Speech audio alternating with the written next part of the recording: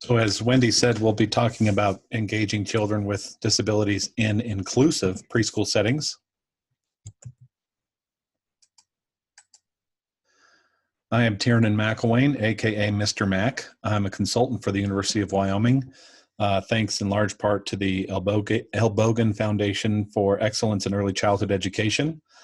And that fund allows me to visit and consult with programs across the state. I've got visits coming up to Jackson at the end of the month, and Casper in April, and others that I can't think of right now. I apologize. But if you'd like to send me an invitation, my information is at the end of this presentation as well. And I'm always looking forward to visit folks and steal your best ideas so that I can take them and teach about them elsewhere. No disclosures at this time. I'm not making any money off this, and neither are you. Learning objectives. I want each of you to be able to understand the definition of high quality inclusion. And it's really important to understand the science that supports meaningful inclusion of children with disabilities. Additionally, develop your own ideas for inclusive early learning opportunities for all children. And we'll be using the chat for that as we kind of go through this presentation today. And I would welcome questions in the chat as well as we go through. I don't mind taking a tangent here. And then finally, or maybe first of all, I want you to know that there's free information on resources for programs, early childhood personnel and families. And I did put the link to that in the chat already. So do look at that if you get a chance. It's a position statement from NAEYC and the Department of Ed. I think. So take a look at that because it has great resources on it and great information. And I used quite a bit of that in this presentation. Let's define inclusion to start with here.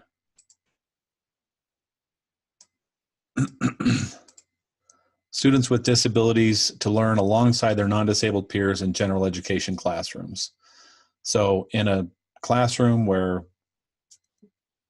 we're educating children across the developmental spectrum. That's really inclusion. And I wanted to define high quality early childhood programs, and I think NAEYC does this best, the National Association for the Education of Young Children. And these are just highlights from some of their basic principles. If you walk into a program and you see some of these happening, these are obviously observations related to high quality early childhood settings where you have teaching staff that converse warmly with children, and you can definitely see there's adoration amongst the children and the staff. They plan lessons to address all developmental areas. They modify strategies to respond to the needs and interests of individual children. They use assessment and information to design goals and monitor progress, promote the nutrition and health of children, and they are well qualified with specialized knowledge. They welcome families and find creative ways to get families involved. And they use community resources to support both their lesson planning as well as their connections to the community for the students. And you can supervise all children by sight and sound. Now, the one I want to really focus on today is, well, primarily is that we modify strategies to respond to the needs and interests of individual children. So if you think of high quality inclusion, so we have high quality programs, we have inclusion defined. High quality inclusion means that we're engaging children with disabilities in settings with peers without disabilities. And I underlined and bolded that term engaging. I visited a program the other day where the children were kind of at child choice time, and children were scattered around the room, many of them interacting with each other in the drama center. Some were building with blocks together. The child that I was watching primarily is a child who they suspect is on the autism spectrum, and he was playing by himself. And unfortunately, I don't think that program at the time was doing a good job of engaging that child, because he was off by himself without somebody scaffolding his connections to the materials or to his peers. He was silent and quiet and contained, but that to me is insufficient in terms of engagement. So when I talked to the staff there, we talked about ways that we could, first of all, observe and notice what that moment of his regulation could tell us, because he was regulated at the time. He was somewhat engaged with some material. He wasn't stressed or frustrated.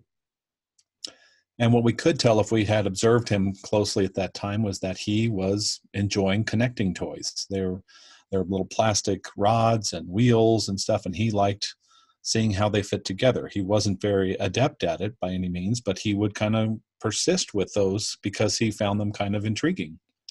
So at least he continued to try, and that's a really good sign for children like him. If we had engaged him further, we might have shown him some alternative ways to connect those things together. We might have even interrupted some of the things he did so we could see if we could get circles of communication started. And we're going to talk about some of these strategies as we go forward.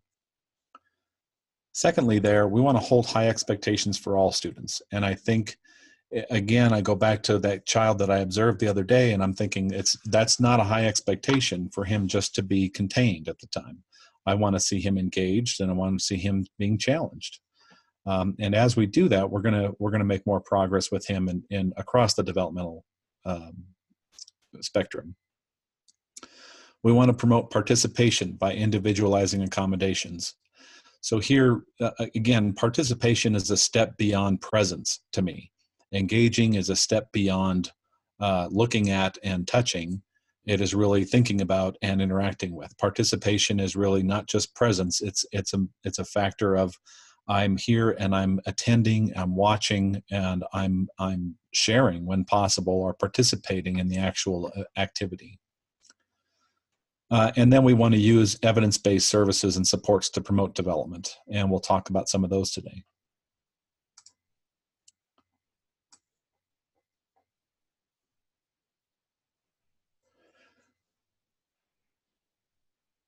Here's a little bit about the science, and it really is kind of, I mean, there is overwhelming science to support children with disabilities in inclusive settings versus separate settings. They make significant developmental progress.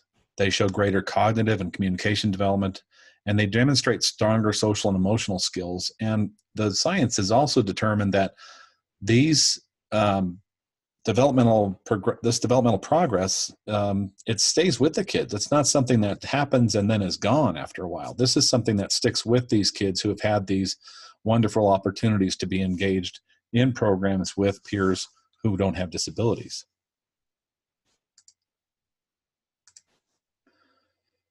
However, results like that require effort.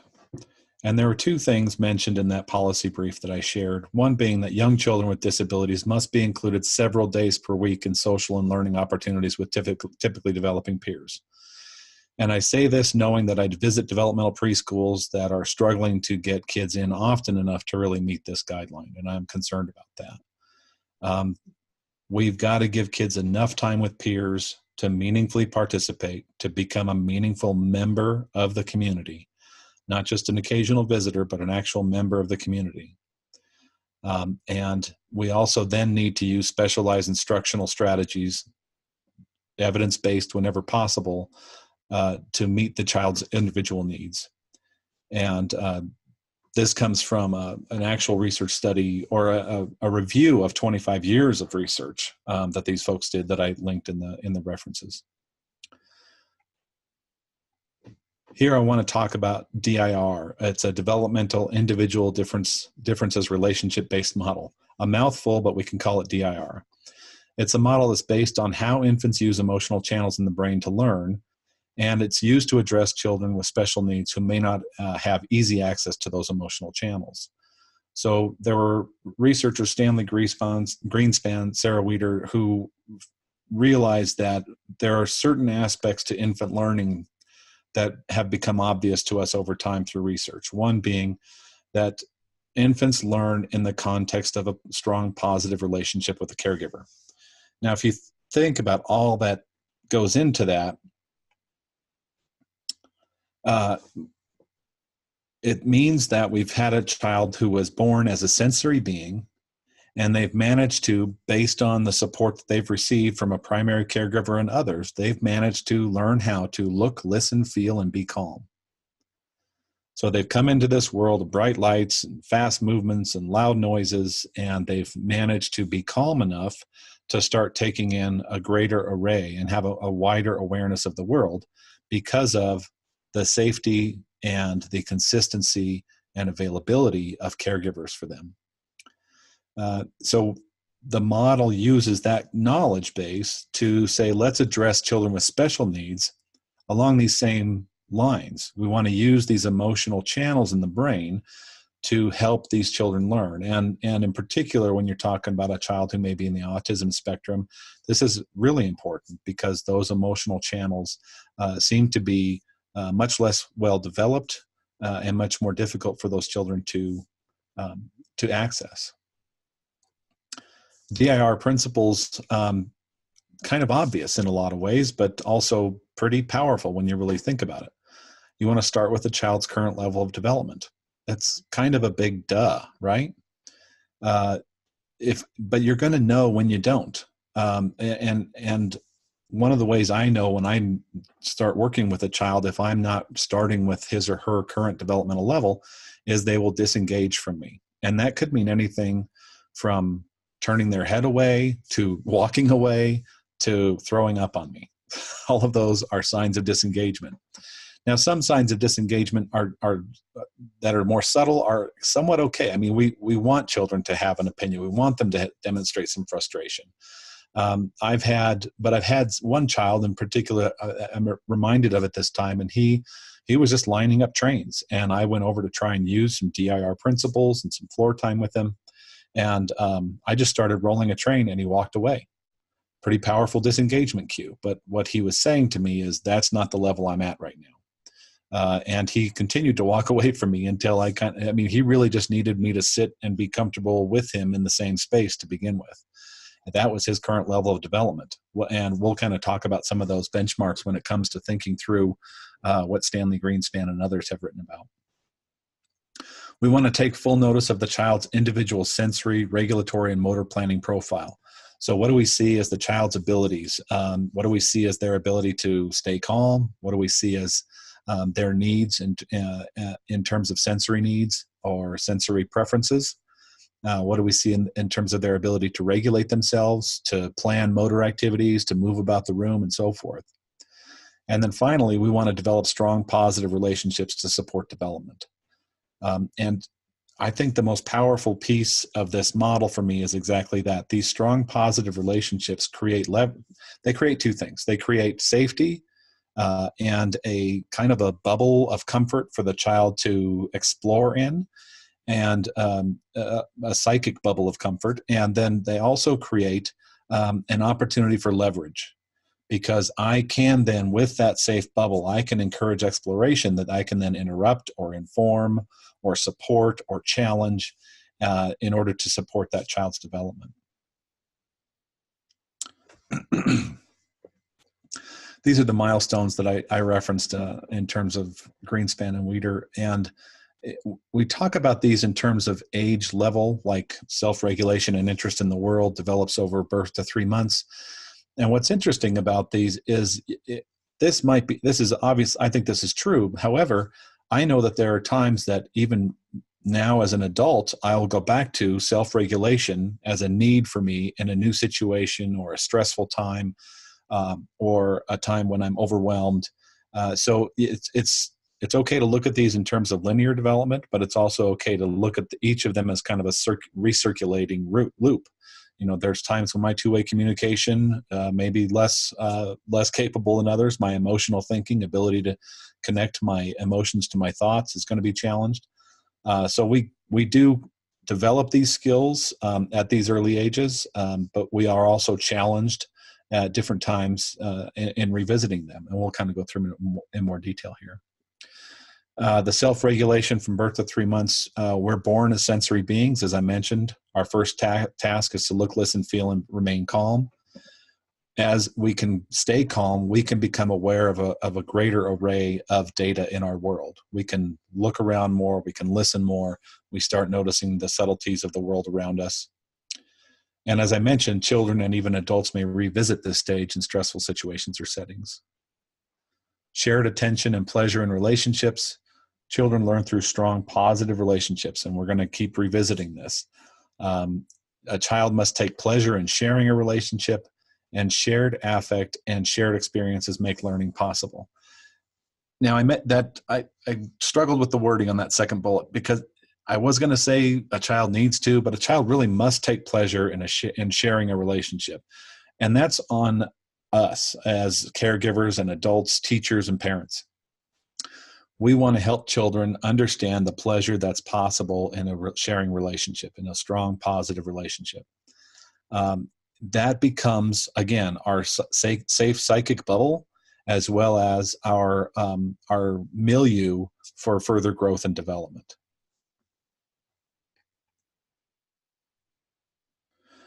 Two-way communication.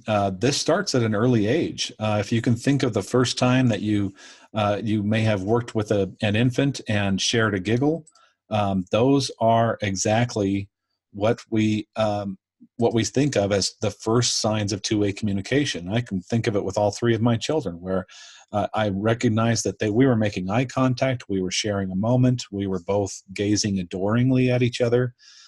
And they may have cried or wiggled about something, and I may have responded. So they're opening and I'm closing circles of communication, or I'm making eye contact and starting a circle of communication, and they close it by laughing or responding physically. And they, even at this early age, start to understand that words are paired with objects and actions in the context of the relationship. And this supports later verbal communication. So you'll see some very young infants who are able to understand that, oh, mom's talking about the bottle, or mom's talking about time for lunch, or whatever. So even at a very early age, children start to pair some of those words with objects and actions. We aren't hearing words from them, obviously, as an infant, but this very early understanding begins then. Complex communication. This is kind of, it's a step up in terms of just expressing a want or closing and opening a circle of communication. This is expressing emotions and thoughts, and it's not necessarily verbal at this time again, but it comes through emotional displays. I'm going to cry now because I'm uncomfortable. I'm going to cry because I'm hungry. And it's not that there's conscious thought in those ways, but the infant begins to understand that I can express myself and receive caregiving that's appropriate for my need at this time if I communicate in this way. And again, not very conscious, but they're starting to make connections between those outcomes. And hopefully we're being consistent enough as caregivers to support the infants learning the cause-effect relationship between them having a need and expressing that need or want, and us being responsive to it. This isn't a time when we need to be concerned about spoiling a child. This is a time when we need to be concerned that we're teaching a child that their expression is powerful, and that it will lead to a response, an appropriate response, and that they're important enough for us as caregivers to listen to them. This is important too, this last bullet. The child begins to perceive the feelings of others. And again, this happens very early on and somewhat as a protective mechanism, as well as a connective one. Children start to understand that their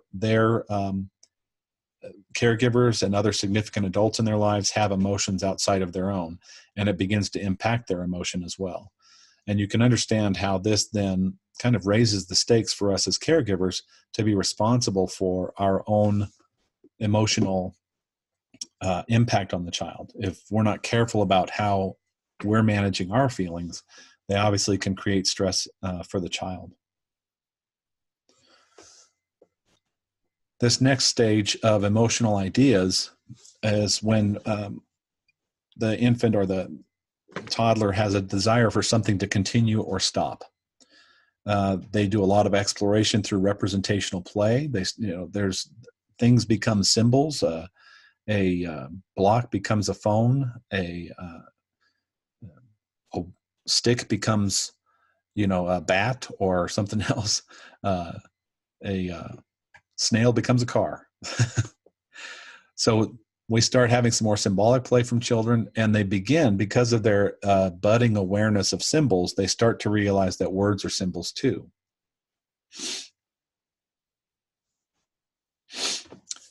Emotional thinking is the final stage we'll talk about today. This is where the child connects several elements in play. In the previous section, emotional ideas, they might, walk around the room and see a block and use it as a phone, then drop that and move over to a tiger and kind of play with a horsey with the tiger or something, and then they'll go over to a blanket and wrap it around themselves. In this next stage with emotional thinking, the child might pick up the block, use it as a phone, wrap themselves in a blanket simultaneously, and pretend that they're mommy who's not feeling well on the couch. So we get to a much more complex connection of several elements in play. Children begin to have a more coherent internal sense of self.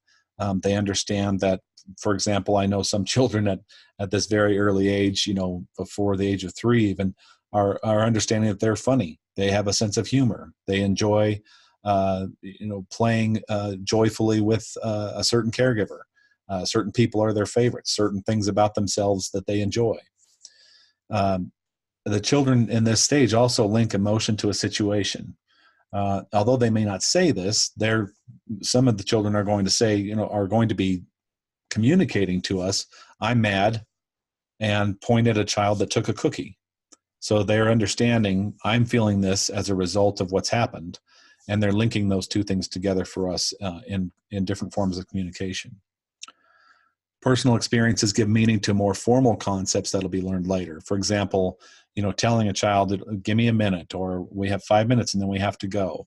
And they, even though they may not understand those terms at a very young age, the initial lexicon in the brain is starting to be laid down here and starting to make connections so that later on they start to develop a better understanding of what exactly those terms mean. So let's talk about some of the tools for inclusive teachers that might address some of those milestones or developmental areas. And these include everything from following the child's lead to two-way communication. We'll talk about how our affect and the child's affect can help and bring things together. Drawing other children into the play of a child with challenges, having flexible expectations, and at the same time, those high expectations that we've talked about, and then how bodies matter. So following the child's lead, again, kind of a duh, we want to build on the child's interests. If we're doing that, we're guaranteed that what we're doing is going to have meaning for the child. If you've got a young child that really loves stacking blocks, and that's what we're going to use to teach a certain concept or to even develop the initial foundations of a relationship, that we want to use something the child's familiar with, might even help that child regulate to a certain extent, and is meaningful for that child.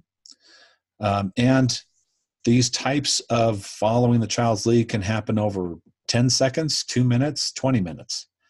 And some children have a higher or lower tolerance for this based on their own developmental needs and interests. Engagement or interest makes playful interruption a meaningful form of communication. Actually, maybe a better way to say it is a meaningful form of drawing communication from a child. So I talk about playful interruption quite a bit when I'm working with staff members or teachers who are supporting children that might have difficulties communicating, or maybe on the autism spectrum, or have other disabilities that interfere with communication. And this playful interruption idea, I tried that playful interruption with the child who was lining up trains, and he walked away. So I'm not really following his lead. I'm trying to follow his lead, but I didn't realize his connection to the material was kind of speculative. Now, when we have a real connection and a meaningful connection between the child and the material, and I take one, eventually he started to have a more meaningful connection with the trains, and I took one away, and he would motion to have it back. So I'm opening the circle of communication. He's closing it by making a request for the train. And as we go forward, I'm doing other playful interruptions, and I'm encouraging the highest level of his communication, or the next possible level of communication, for him to get his needs or wants met. And if we follow the child's lead, the other thing we're doing is we're continuing the context of a strong positive relationship. We're enabling the process of developing that relationship because we're following the child's lead. Now, I think I've used this example on these sessions before, but it just sticks with me. We had a a paraeducator in a classroom, and she was wanting a child to count tiny bananas that were sitting in her palm. There were 5 bananas sitting in her palm, plastic bananas. The child wanted to go play blocks with his friends, and she wanted him instead to count the 5 plastic bananas. Chased him around the room for a while until he just kind of closed his eyes and said, "No, I'm not counting." When you think about it, she wants him to count to 5. If she followed his lead and went to the blocks, I know there are 5 blocks over there that he could count. I know that there are probably nearly 5 friends over there that he could count. And that would be a much more meaningful way to follow his lead and also gather more meaningful and appropriate assessment data on how he was functioning. Two-way communication is really about opening and closing circles of communication. I've described this a couple times already, but importantly here, I want you to consider nonverbal and verbal communication. In many ways, nonverbal is a primary way that we're going to open and close circles of communication with children who might have disabilities. And you can open a circle by asking a question, offering materials, narrating what you see, waiting for responses. And then I like to play Mr. Mac's Tickle Stop. And I did this with the child who I was observing the other day who we weren't meaningfully engaging with the curriculum on that day. And later on, I just went and sat down with him, or he actually came over to me because I just happened to be in another center. And eventually we start kind of playing together. I'm interrupting him a little bit. He's kind of sticking with me. And then I'm testing him just to see how his core activates and what kinds of touch he's comfortable with. And he likes being tickled. And so I started playing this anticipatory tickle game where he's kind of laying there and I've got a spider falling from the ceiling and I'm making sound effects and so forth. And he just gets more and more excited as the spider gets closer, of course, and eventually it just jumps on him and tickles him, and he's having quite the giggle. And we hadn't heard him giggle or make a sound all day, so this was fun for everybody to hear. And then I did it, and I said, "Do you want to stop or more?" And I signed those words for him. And he doesn't sign back and doesn't say anything, so I continue the game a couple more times, and I said, "Stop or more."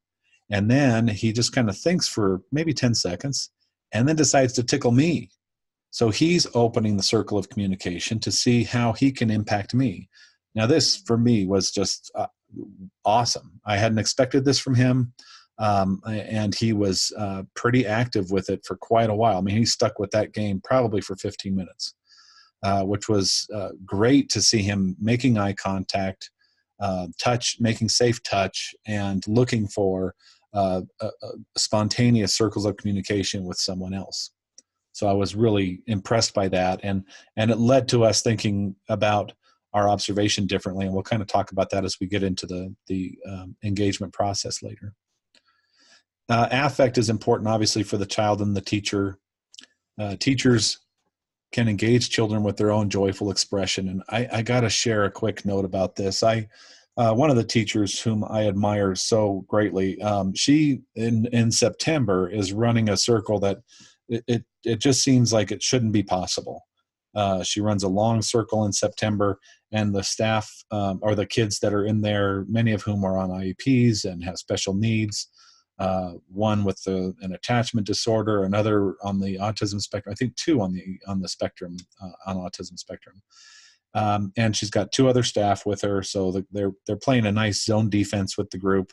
Staff members are near those children who need additional supports. The children are spaced well around the circle. And this woman sits up in a chair. So the kids are in a circle. She's up in a chair. It makes it easy for them to see, number one. Number 2, her joy during the circle is so obvious that the kids can't help but get wrapped up in what's coming next. So at one point, she's just excited and she wants everybody to have a chance to say hello. So everybody gets a chance to be the center of attention, even those children who are struggling to maintain or even participate meaningfully because of their own distractions. But they do sit and they're trying to engage and participate. And she makes sure every child gets a chance to be introduced and have a quick singing of a hello song, just brief. And it's magical. And then she pulls out the mystery bag, and the mystery bag gets everybody excited because, again, they all know they're going to get a turn. even these children that have impulse issues, and children who are struggling to pay attention, find some way to be engaged and participate because of her excitement and the joy that she obviously has then. Important next bullet here: children express emotions when they are engaged. And we really are looking for that level of engagement that allows children to authentically express their emotions, their wants, and their needs. When we can get authentic emotional communication from a child, we can really make magic happen. This is an opportunity to validate a child's feelings, to demonstrate our responsiveness, to demonstrate the fact that we adore a child despite, or even more likely because of, the emotions that they have in the moment. And even frustration can be a tool in learning and teaching. And it's an important tool, because I'll have some children who are somewhat indifferent to the curriculum or to the materials around them. Like I referenced that child who I'll play with trains, but if somebody interrupts me, I'm out of here. I would rather see him be frustrated so that I can validate and we can respond to that emotion than indifferent. And I shouldn't say indifferent, because in some cases, those children are just overwhelmed with the sensory experience or the social experience of having someone so close interfering with them. Drawing children into the play of a child with challenges. Again, the teacher's affect plays an important role. I've watched some really skilled teachers working with a child who might have disabilities in the classroom, and both the child and the teacher getting so excited about what they're doing that other children want to get involved. And that is the height, I think, of engagement for both the child who may have disabilities as well as their peers. And so we help children feel safe and competent in their interactions with a child with special needs. And I've seen, I'll just share a story here. We had a teacher playing with a child, and it was using Hot Wheels on one of these ramps and stuff. And the kid and the teacher came up with a saying or a way to communicate about the child going, or the cars going fast, and just made it really fun. And a couple other kids came over and they wanted to play, but they weren't really sure, because they knew that the child with whom the teacher was playing kind of has a hard time being social with other kids and has been aggressive towards them in the past. And the teacher helps the children learn how to participate and support the child's engagement, teaches them the special saying for when the cars go really fast, and they start doing it with the child. She even teaches those children how to playfully interrupt the targeted child in order to get him to say please or car or make some kind of a gesture to get what he wants. And these kids start feeling just wonderful. They start feeling so confident about their interactions. They are having fun being able to engage with a child who they formerly felt was just aggressive towards them. And now they're seeing the joy that they're giving the child, and that child is seeing the joy that he's giving to those children as well. So there's a reciprocity to it that was just beautiful. Here we want to remember the importance of educational settings with peers who do not have disabilities. We've talked about that in terms of the science that backs this up, and this is why it backs it up. If we have children who are engaged who don't have disabilities, and they can support the engagement of a child who may have disabilities, we're going to have better outcomes for all the children in the classroom. And I described kind of a situation of a need to scaffold the activity. So we often can't just have children join with some children that have pretty severe disabilities or deficits in an area. And we need to really give them concrete behaviors. And that teacher did a great job of saying, here's how you say it, here's how you take it, here's how you watch, here's how you respond to what the child says, and here's how you might even provide some coaching. And they practiced it over and over to the point that the kids took over the activity and the teacher could move on to something else in the classroom. And it continued to work wonderfully. Flexible expectations are important in addition to holding expectations high. And this kind of seems that they're at odds with one another, but they're not. And this is the response I get from teachers typically when I say, I think it's important that you think about ways to be flexible for this particular child.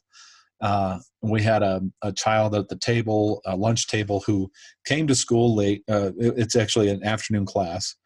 The child came to school having already eaten lunch and was distracting the table because he wasn't hungry.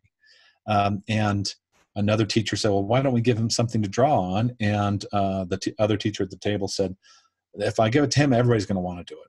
Well, number one, that's not necessarily true. Number two, so what? If everybody wants to draw, let everybody draw. If they're hungry, they're going to eat. If they're not hungry, they're going to draw. We need to trust children, and I know there's going to be some children that we're going to need to coach a little bit more with that. Hey, let's try and eat a little more, and then you can draw. Great. And that's part of that holding expectations high. Let's help you get the food you need, but let's also be flexible when appropriate to support both classroom management and individual child engagement appropriately. If you've got a 3-year-old that's having a hard time sitting at the table, fighting with them and risking the harm that could do to your relationship with the child is not going to support ongoing development for that child, particularly when he's got disabilities. We want to also make this approach explicit. Well, I'm going to let Connor have a pad of paper right now because he had lunch already. You guys didn't have lunch yet. So he's going to draw a little bit. Maybe he'll draw some pictures that he can show the rest of us at the table while we're eating lunch. And then it gives everybody kind of some order. And the explicitness of that statement makes it obvious why we're giving him some flexibility and why we have different expectations for others in the room. We allow children to make connections. And here in one of the books that I was using for this, they talked about a child leaving the circle time every time they started the song, The Wheels on the Bus. The wheels on the bus go round and round, and the child would walk away from the circle. And they would give the child a second and then bring him back. And then finally, they let him have a little bit longer of a trot around the room. And he came back to the circle with a bus. So he wanted to literally have and hold the wheels of the bus while he sang the song. And the teachers, because they were a little bit flexible, paired with the high expectation, he knew he was supposed to come back to the circle, but he also had enough flexibility to go find what he had, thought about while he was singing the song. So flexibility does not mean having no expectations. It means looking for alternative reasons for a child's actions and giving some flexibility for a child to experiment and discover what they're trying to learn at that moment on their terms. Final item or strategy to remember for teachers in inclusive settings: bodies matter. Bodies must be calm and regulated to learn. And I don't mean still. We just need bodies that are not so amped up with stimulation or depressed with flatness that we aren't able to engage a child. So if a child is engaging themselves with a self-stimulation or overly excited manic state, they aren't learning much at that time. And in many cases, the only thing we can teach when a child is truly escalated at a high level is whether or not they're safe. And that's really all we can focus on at that point. But when we get to focus on it a little more, we can think about sensory needs, including like a child that might need cuddling, spinning, deep pressure, or a certain type of physical action. We can also think about sensory activities for the whole group that aids inclusion and general development for the entire group. One of the classrooms I visited the other day, they had their child choice time. All the kids are out at various centers, pretty busy time, lots of great physical activity in the class, lots of great scaffolding happening, lots of brain development happening. And so they get cleanup done and they come to the carpet and they have a 2-minute quiet time. So this is really an opportunity to kind of reset the sensory affect, the sensory presentation of the classroom, and reset each child's kind of sensory processing to a different level of noise, a different level of activity. And you can imagine that 2 minutes, it seems like it took forever, but the kids did they just did wonderfully. They sat there and watched the clock go down, some of them kind of wiggling or struggling to sit still. And the teacher just kind of let things happen and reminded children to be quiet. and still as possible. And at the end, you could just see everybody kind of transition to the next activity, which was getting their cots out before lunch, and without any problem. They waited, they talked, they conversed, but they moved purposefully and under control, and all seemed, really ready for the next activity. And I just think that was a great sensory reset for the classroom. We'll talk a little bit now about this cycle. That is something we can use both in the moment as well as on a broader scale when it comes to lesson planning and truly using our observations to inform planning for the classroom and specific children. When we engage, we've talked about this, we're building and honoring relationships through acceptance, a genuine interest in the child and what the child is interested in, and pleasure in that relationship. And we use this as a central tenet of the classroom curriculum to make observations and to gather data. So if your classroom or if your home is focused on, I'm going to accept you and be interested in you and show the pleasure that I get out of having you in my classroom or my home or in my group, that's I can't speak more highly of any part of an early childhood curriculum. In fact, I wish that this was more often talked about for older children. This is something essential to working with children, working with humans, and in particular, working across cultures. One of the issues we have with education right now is an inability to accommodate a broad range of cultures and interests or developmental abilities. That's kind of what we're talking about today. But truly accommodating a broader range of children makes it possible for a broader range of children to be successful. So truly accepting and having an interest in and pleasure in engaging with a broad range of children is our job as early childhood educators and partners in education. And when we do that well, more children are able to truly engage and authentically represent themselves in the process. Talk about engaging D, a little boy that I met in one of my classrooms. He really enjoys pretend play with a variety of materials. He's a pretty good talker, pretty smart kid. Affect is a little bit interesting with him. He gets real excited and gets real loud quickly. Staff members join him in play with blocks and fish, and the staff member working with him steals the fish to open circles of communication. And as a result, the staff member and D share eye contact and laughter. This is engagement. I'm coming and I'm starting where the child's at. I'm starting two-way communication with this child that's nonverbal, even though he has verbal abilities. And he does, in fact, say, "Give me my fish." And, or even says, "You took my fish," something like that. And then the staff member gives him back. So opens and closes circles of communication, empowers his verbal skills, and then starts finding more interesting and more stimulating ways to engage with the fish by creating pools using the blocks. They're silly pools because they're all shaped differently. And then somehow the fish go flying out of the pools, which was kind of funny. And they had so much fun with it that other kids joined in the activity, and D was feeling engaged. As a result, that staff member and others could make observations about how he managed in terms of his affect, his motor planning, his communication, and so forth. And then we get a chance to reflect. After gathering data from observations and assessments, we want to organize what we know, reflect on what we think we know, and what we may not know. And probably one of the more important things here, I want to challenge my assumptions. I'm making some assumptions about D, for example? Am I assuming certain things about him? And do I need to gather more data?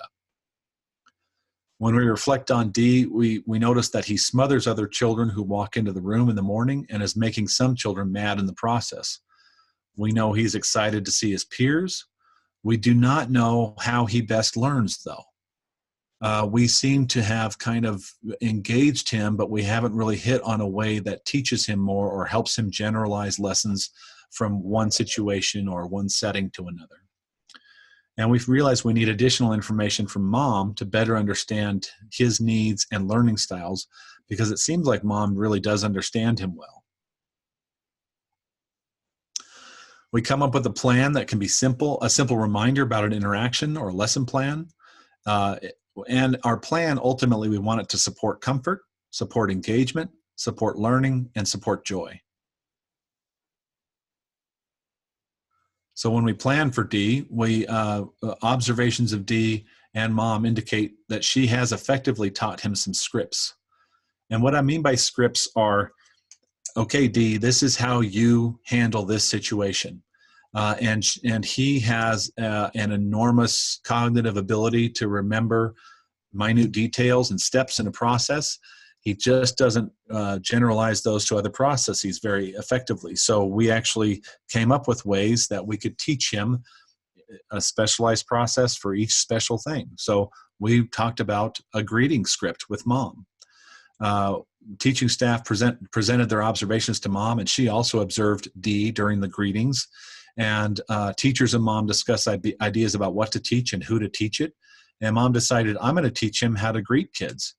And the staff decided that they would be on the other side of that coin, helping the children know what to expect from D when they walked in. So they actually taught the children that were walking in to make a certain sign if they didn't want D to touch them or get too close. And they taught the children to put their arms kind of across their chest. And when D saw that, and they practiced it in completely nonchalant situations, like, D, what are they telling you? Oh, that means stay away. What are they telling you now? Oh, it's okay to come close. And this became a way to greet, but it also became a way to then teach that same communication technique in other areas of the classroom. Since D, again, didn't generalize it very easily, we had to teach it specifically. What does this mean when you're in the kitchen or in dramatic play or you're at the table with peers and they put their arms across their chest? And we had to, again, remind peers across different settings and situations. But it ultimately gave kids a way to communicate with D before they were overwhelmed by his physical and auditory presence in the classroom. And it was a great way for him to learn how to read people and pay a little bit more attention to what they were telling him. Now, we did have to start with something that was kind of overt and physical, because he really didn't pay attention to the physical or the subtle facial cues he would get from people.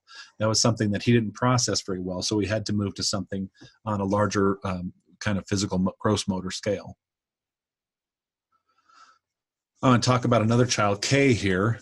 While transitioning to another room, he lays on the floor and cries. He kicks a staff member when she tries to help him get up. She labels his anger and her intent to give him space. So she says, I can see you're upset and you're mad right now, Kay. I'm gonna give you a little time to relax here, and then I'll come check with you. She backs off, but stays there within sight and within distance of him to see and hear her. She looks over and waves when he looks at her, kind of wondering what's up, and just a kind of a reassuring nonverbal circle of communication. He's opening the circle saying what's happening nonverbally, and she's closing the circle saying it's okay by waving. And then once he calms a bit, she walks over and offers her hand, opening a circle of communication for him. He grabs her hand to close the circle and walks into the room with her. So this was an example of engagement. She adored him through the entire process. She stayed with him physically, close enough that he wasn't abandoned, but far enough that he could have his own space, and didn't force anything. Started where he was at. He was saying, I want to lay here and throw a fit. And she said, okay, you're telling me you're angry, and I'm going to honor your anger right now. When we reflect on it, Kay is a nonverbal child. He's not typically engaged in small or large group activities. So when we take him to a room where he's going to do those activities, he's probably not real excited. He does enjoy connecting toys like Legos or Tinker toys. He tends to do relatively repetitive actions with the connecting toys, and also it doesn't seem to, and he was the one I was watching who we weren't really engaging. It seemed like he would do the same thing over with the toys. So wasn't really learning from the interactions with the toys, just repeating an interaction. We had questions about his ability to share attention and pleasure in relationships. And we needed data on that. When we engaged Kay again, he was the child I played Tickle Stop with, and I tickle with anticipation and auditory cues. It evolves into an open circle more or stop. So I open the circle and he starts tickling me eventually. These are all signs that he can share in a pleasurable moment in a relationship and an interaction, and that he does some two-way communication really well when he's engaged and having a lot of fun. So that was really good learning for us. When we plan for K, we scaffold connecting toy. We use the connecting toys to build on. It's kind of the double entendre there, but we're using those not only to build, but also teach him. So he likes the toys, and we're teaching him ways to connect them and build shapes. And then because he's so engaged with those toys, we can also use them to playfully interrupt to address shared attention and pleasure in relationships, two-way communication, and complex communication. So shared attention and pleasure, because we might be having some fun with the toys and encouraging him. We might do something funny or silly with the toys so that we can have that pleasurable interaction. We also are having two-way communication, because we might take a toy that he has and he's making a request to get it back. And he might share more complex communication by saying, I'm unhappy that you took the toy, and having a little bit of a whine or a little bit of a yell about it.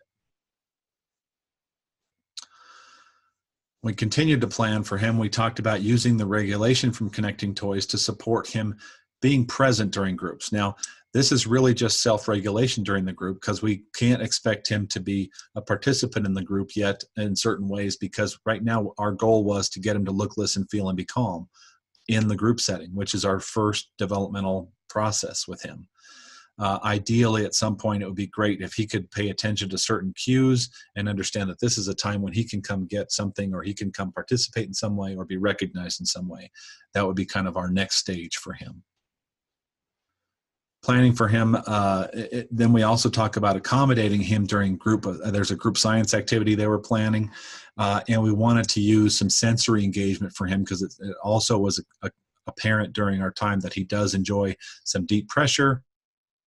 He also enjoys waters and liquids, and they were going to do a science experiment that involved salt water and what floated in regular water versus salt water. And so we decided that he could definitely be a participant in that, both and learn through the fine motor actions of putting salt in water, the engagement with water, and giving him small enough amounts of everything that he would have to make requests, if possible, to get more salt, more water, or both. And here, because of the sensory piece that we were kind of highlighting for him in that activity, versus, there might be a more cognitive element for other children in the class. He's really going to be more sensory related to it, but still have access to some of those same cognitive skills or cognitive content that the other children are learning, scientific content and scientific method that they're going to be focused on. So he gets some self-regulation, some shared attention and pleasure in relationships, especially when we can draw a peer into this interaction with him to support him engaging with the activity. Here again, like I just mentioned, we're going to talk about involving peers in activities or challenges with the connecting toys. And we can here have shared attention and pleasure in relationships and two-way communication. If, again, we teach these peers how to read what he's saying, how to interrupt him appropriately, or how to engage him appropriately in the play with those toys. And I can imagine with those peers, we might encourage them to build him a big square and give it to him, and then have another one built and ask him to ask for it. So we're teaching all of these ways for these circles of communication to happen between the peers and Kay. Here are my references for this presentation. That last book listed there, Including One, Including All, A Guide to Relationship-Based Early Childhood Inclusion, is outstanding if you get a chance to check that out. And then, of course, there's the NAEYC program standards, the Statement on Inclusion of Children with Disabilities from the Early Childhood Learning and Knowledge Center, and then that report, A Quarter Century of Research Perspectives on Inclusion. And that is it for Mr. Mack.